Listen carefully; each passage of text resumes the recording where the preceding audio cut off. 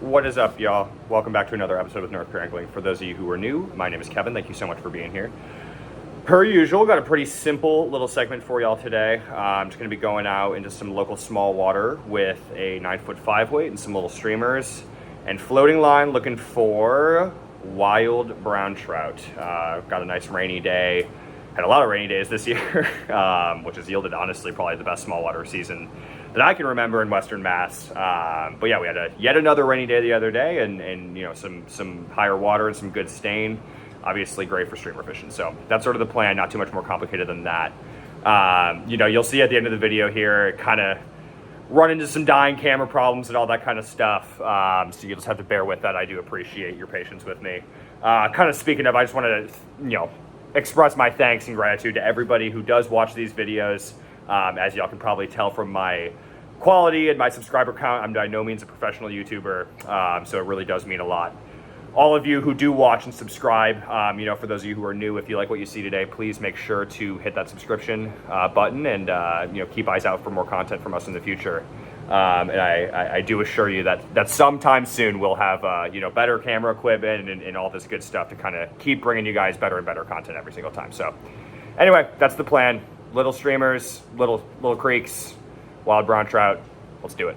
Thanks for being here.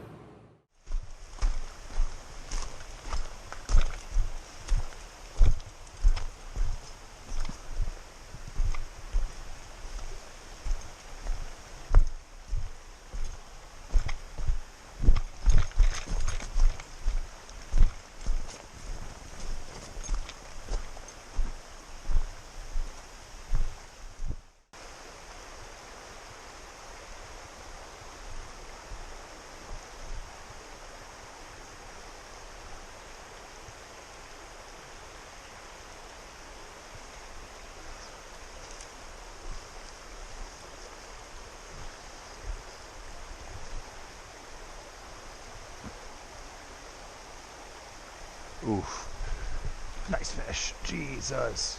Hell yeah. Sweet. Nice fish.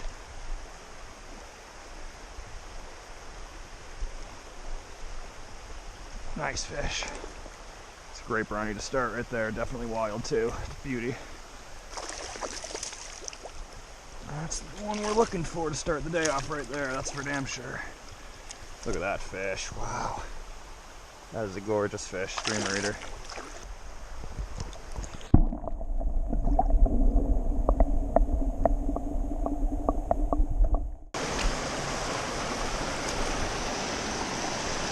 Alright, see what we can do here. Again, it's just really tough, but we'll do our best. Usually best to go in the top, reach it down. Nobody came that time. It wouldn't be so bad if it weren't for this overhang and then the frickin' log cutting across. You have no room, you know?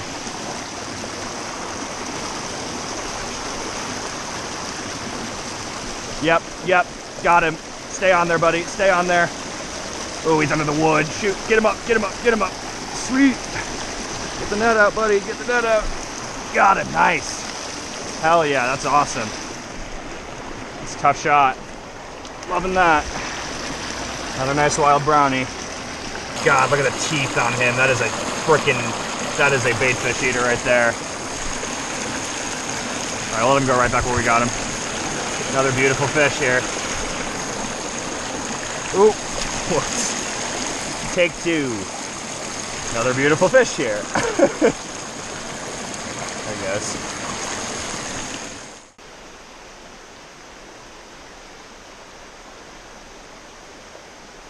Ooh, and I had him coming out again, man. Again.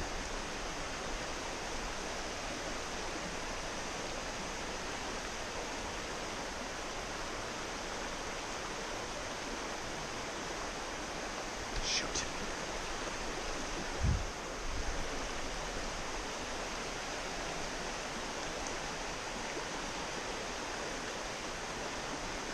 Shoot, man. That is annoying. That is really annoying. is kind of what I want to start talking about, just because streamer fishing creeks is a little tricky, you know, and I think a lot of people maybe shy away from it because it seems hard, and it is hard. And the reason for that, as I'm sure you can kind of guess if you've never done it before, is just very limited real estate. Streamers are pretty open real estate, is a pretty open real estate pattern, right? You need a pretty significant amount of room to strip the thing back to you and also allow that streamer to get to the proper depth, especially like when we're fishing float line like we are today. You know, I switch over, I can look down here.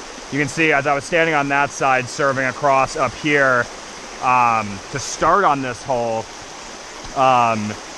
you know, I have a pretty significant cross current that I'm going across. I'm definitely not hanging my fly line on it too much, but it doesn't really matter. Any line that's cutting across that is going to create a belly, and it's going to essentially pull the fly into the current seam and make you lose real estate. Now the goal is I want the maximum amount of space possible to be stripping, right? If I belly and I'm pulled out, it's just subtracting my stripping space with every foot it gets sucked into the current, right? So if you cross here and you can kind of counter this, you know, it's not necessarily I'm thinking they're gonna see it from a different angle and eat, but because I'm coming from the slow side here, casting up into the slow side, I'm not putting any line across current, therefore not getting any belly that's forcing me downstream. I'm just getting a little bit longer in my area here. And what I really like about that, as you can kind of tell, this is pretty deep. What I really like about that is it's gonna allow this fly to find some depth before I start stripping. That's the other thing that kind of annoys me, right? When you belly, the natural kind of way that's gonna impart action on the flies is gonna drive it upwards in the water column, especially with a streamer, which we don't really want. Our goal here is to kind of get this as deep as we possibly can generally. So, you know, it's just something to think about in your small stream fishing. You know, if you're crossing small stream streamer fishing, excuse me, you know, placing casts across current is often, you know, going to diminish the amount of real estate that you have to be stripping, if that makes sense. So that's my thought. Any question about that, you know, leave it in the comment. We'll talk more about it. Keep going here for now though.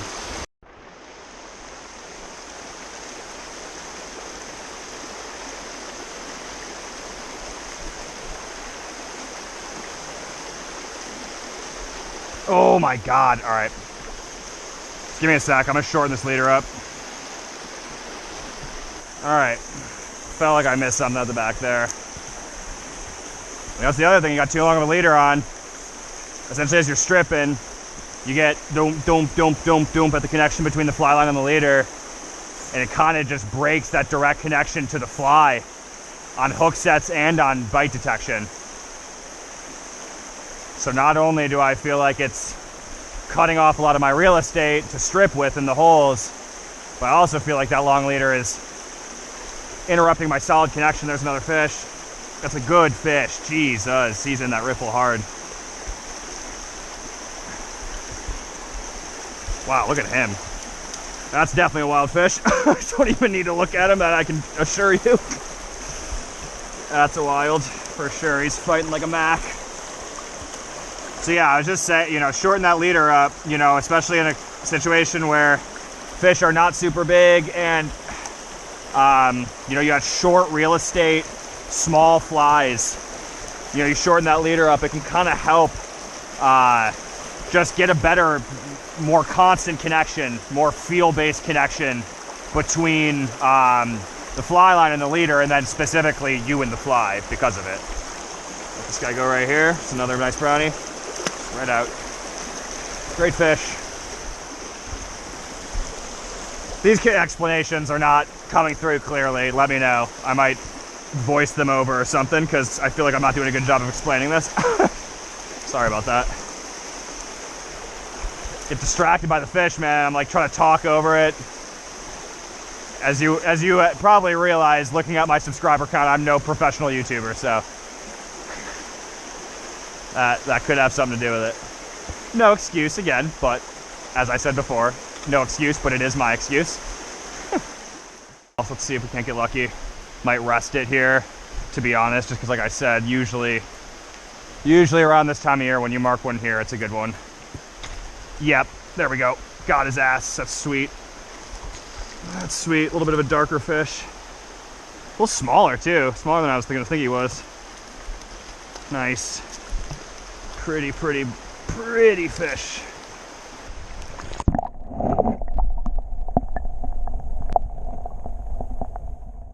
Just a cursory one on here. It's probably too skinny, but never know. Maybe.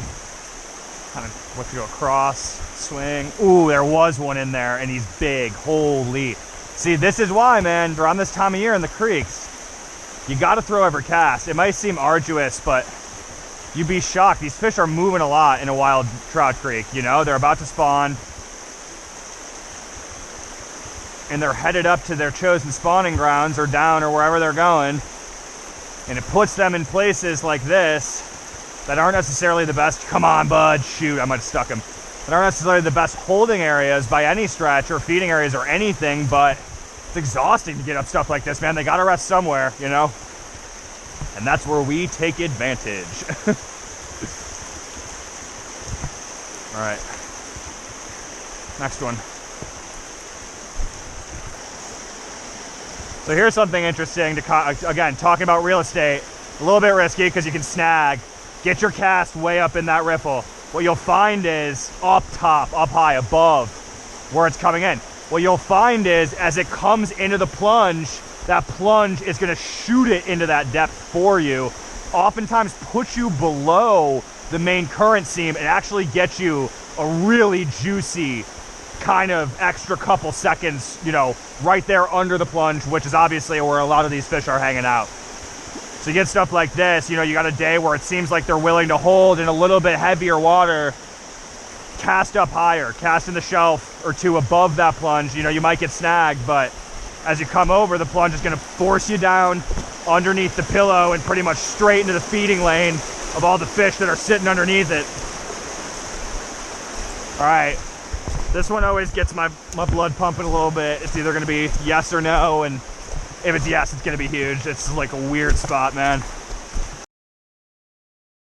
It's a unique little spot right up here. It's changed over so much. It used to have this wood was like connected over it, and it's a little worse for the wear these days, but let's see if we can't get lucky. I haven't really, I mean, I don't fish this creek very much. I don't really live close to here anymore, but you know, last few times I've come, it hasn't really produced for me, so you know, it looks really good, you know. All right, so another good example. We don't really have any slack or margin, so let's get up into that riffle pretty good. Let that plunge buy us some depth. And come around. We do have one margin right there that I didn't really see, so I was looking. Get it in there. We'll see. Surprising though, man. Ooh, yep, there's a fish. Nice, good brownie, hell yeah. Changed my mind. Ooh, that's the big one of the day for sure. That is a good fish. Wow, it's a big pregnant female. We gotta treat her really nice, you guys. That is a very pregnant female. Treat her real good. Hi, mama. Hi, mama.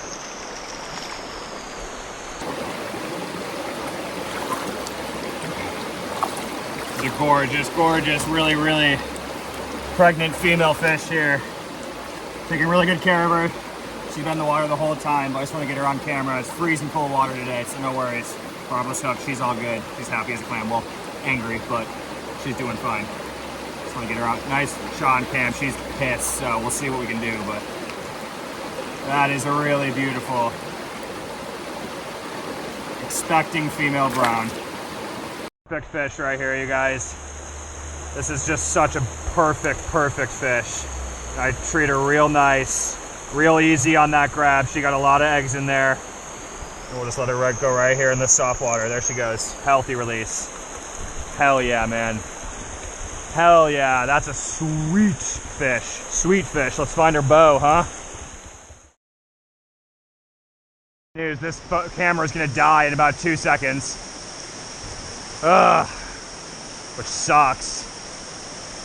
Probably try to get as much of this as I can on the phone, because I'm nowhere near done, but just wanted to let you know that this might just cut and then switch switch angles and no talking and blah, blah, blah, blah, blah, blah, blah. I'm sorry. Trying to make a new GoPro happen, y'all. They're expensive. Really trying to make one new one happen. Really trying to make a lot of new equipment happen. That's all very expensive and out of my price range, so. Gonna do my best for you here, come on. Gonna do my very best. Nice fish right there. Hopefully you can see him. I think you might have some water on the screen. All right. Camera's still on. Try to keep it that way.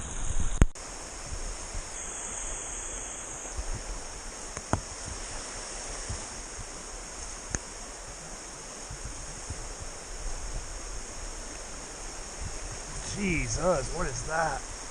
What is that?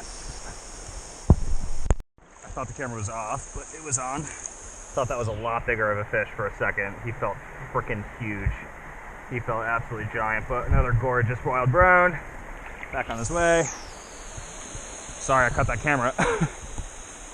Get a little spooky in here when you can't turn a fish right away. This is the scene of my biggest two fish ever in this creek, and they were both over 20, so you get a little, and they were both in September. Like, I mean, they might have been like several years ago today, you know what I mean? Get a little stoked up. You get in here and you hit something and can't turn it immediately. Here, man, they just don't want to stop eating.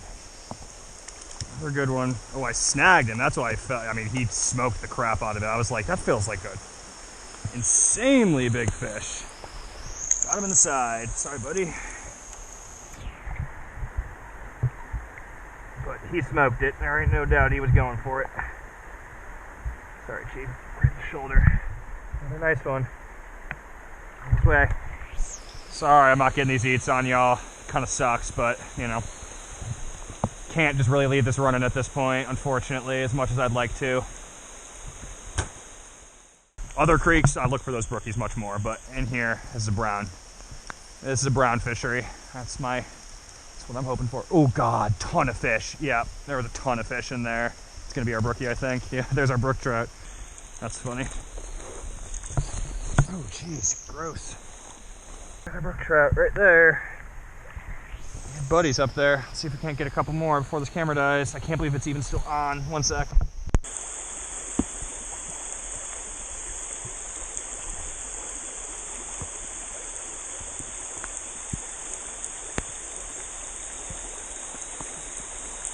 Ooh, fish. Shoot, shoot, shoot, shoot.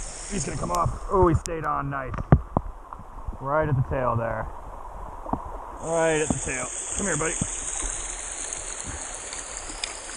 I had a net, I guess. Just covered in water at this point. I'm sorry about that. Kind of falling apart here, but yet another nice wild brown. There he goes. See if we can pull another one out of here. We're probably going to end it pretty soon here. Let's go.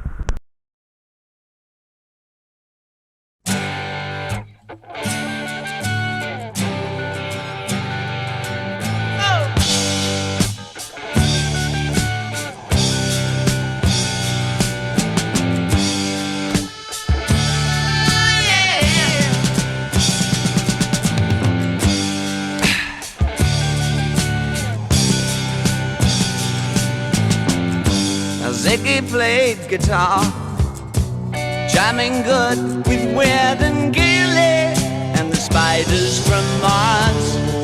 He played it left hand, but made it too far.